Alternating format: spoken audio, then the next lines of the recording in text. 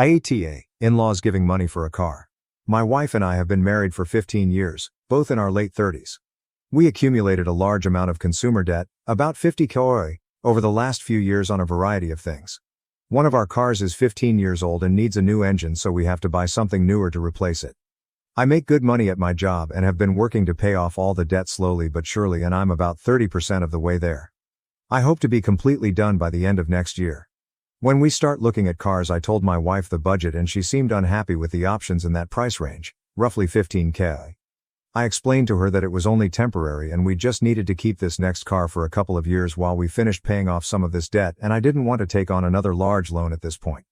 Well, she then goes to her mom and dad and tells them that we can't afford anything, or words to that effect, and that we don't have any money.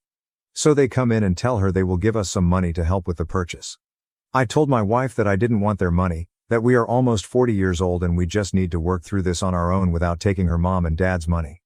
I also didn't want to feel like I owed them something even if I technically didn't. Well, that plea fell on deaf ears.